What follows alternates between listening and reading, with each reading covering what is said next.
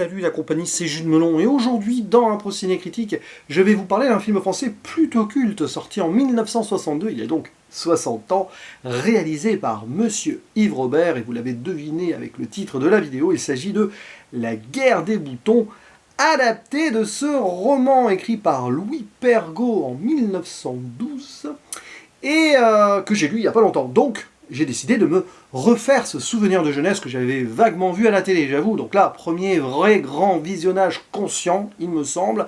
Et il s'agit en fait de la deuxième adaptation cinématographique.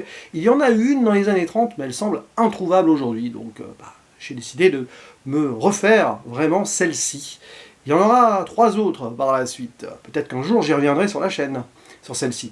Bref, au casting, nous retrouvons chez les enfants des jeunes qui n'ont pas forcément fait grande carrière par la suite, si ce n'est quand même le petit Martin Lartigue qui joue le petit Gibus, qui sera carrément le héros d'un autre film de Yves Robert par la suite.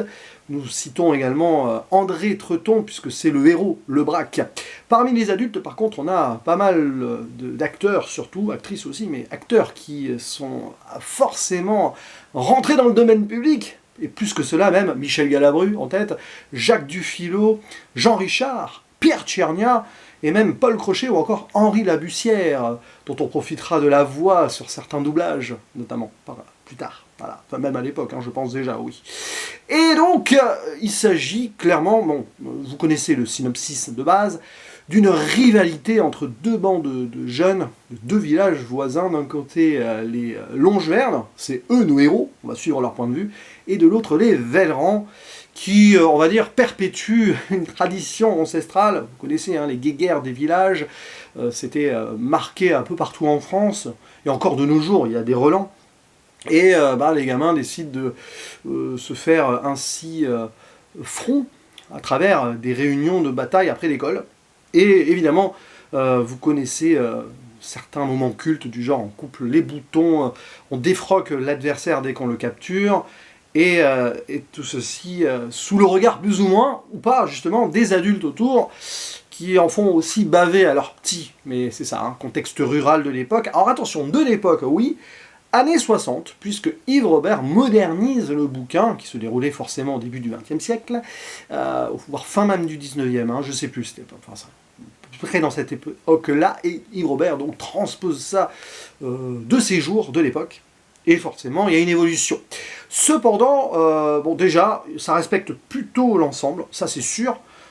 Les grandes lignes sont là, donc les différents combats, à un moment ils enlèvent leurs vêtements pour stratagème pour pas se faire enlever leurs boutons, les moments aussi de trésors de guerre, construction de cabanes, le traître, etc. Relation avec les adultes, notamment le père de Lebraque qui est assez violent, bon, il l'est beaucoup plus dans le bouquin d'ailleurs, les scènes un peu plus crues, dures, forcément, ici sont édulcorées dans le film, forcément.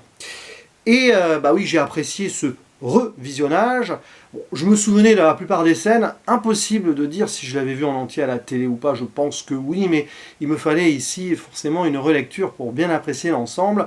Et clairement, déjà c'est du pur Yves Robert, parce que ça anticipe forcément ce qu'il fera plus tard avec La gloire de mon père, Le château de ma mère, ce côté enfance au centre du récit dans un milieu rural, mais il y avait déjà eu par exemple avant Ni vu ni connu, dont on avait parlé avec l'ami l'endimanché du ciné, il y a longtemps sur la chaîne maintenant, plus de 2 ans, où il y avait déjà ce contexte de rivalité aussi. Donc on est clairement ici dans du pur Robert, et c'est quelqu'un qui a ce savoir-faire, ce contact aussi avec la nature, qui est bien amené, parce qu'on a des moments, grands espaces quand même, et son amour du livre de base, tout en voulant faire sa propre version, c'est ça qui est important. Pas grand chose à reprocher donc, si ce n'est que ça ne va pas forcément aussi loin, mais il ne fallait pas s'attendre non plus à ce que ça soit fou, parce qu'il fallait adoucir le propos pour le public, sinon le film aurait été censuré, tout simplement. Et des petits bémols, alors, le seul vrai bémol du film, c'est le personnage de la Marie Tintin, qui est dans le bouquin, c'est le seul personnage féminin marquant du bouquin chez les enfants, qui ici, alors que dans le livre il y avait quelque chose, réduite clairement à l'état de boniche, malheureusement. Oui, j'y vais direct, mais Bon, vous pouvez s'attendre quand même à ce que ça soit un peu plus approfondi, mais c'est les années 60, contexte de l'époque forcément, mais c'est un poil dommage. Après, ce qui est fort dans le film, surtout, c'est le rajout d'une certaine dramaturgie qui est, on va dire, latente. Dans le bouquin, il y a quelque chose, mais ici c'est beaucoup plus marqué, notamment autour du personnage de Lebrac, forcément, qui va souffrir, qui a des dilemmes, vers la fin, sans en dire plus, destin croisé avec son ennemi juré, l'Aztèque, d'ailleurs. Mais ça, voilà, la conclusion est assez marquante. Si vous n'avez pas vu le film, mais c'est pas grave, hein, voilà, j'en dis rien. Parfois, les meilleurs ennemis peuvent aussi devenir très proches dans des circonstances communes. Et tout ce lien avec ces adultes autour qui gravitent, bon, c'est à peu près comme dans le livre, avec l'instituteur qui est ici beaucoup plus bienveillant. Parce que dans le film, dans le roman, c'est quand même en mode extérieur et un peu pas très proche de ses élèves. Ici, il y a quelque chose qui est touchant par moments avec des échanges qu'il a avec Lebrac.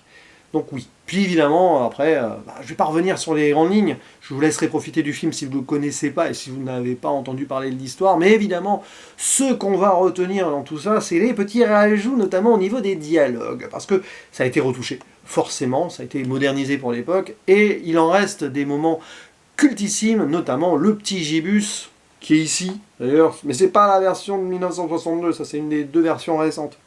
Le fameux moment où plusieurs fois dans le film il va dire « Bah mon vieux, si j'aurais su, j'aurais pas venu ». Parce que bah, forcément, oui, c'est le plus petit et des fois il est un peu à l'écart où il comprend pas tout.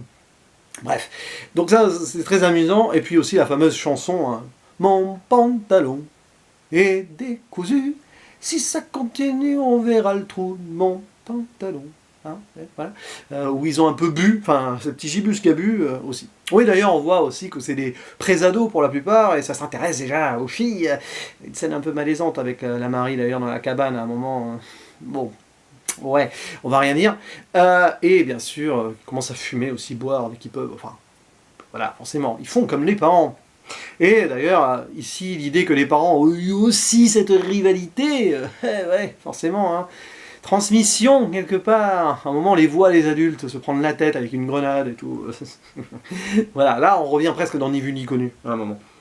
Mais ouais, c'est un film que je vous conseille parce que ça se laisse regarder sans mal, même très bien. Et les gamins sont bons, surtout, parce qu'ils sont dans le truc. Voilà, ils s'amusent entre eux. Et il y a aussi ce côté réflexion sur rite de passage, initiation à la vie, hein, forcément.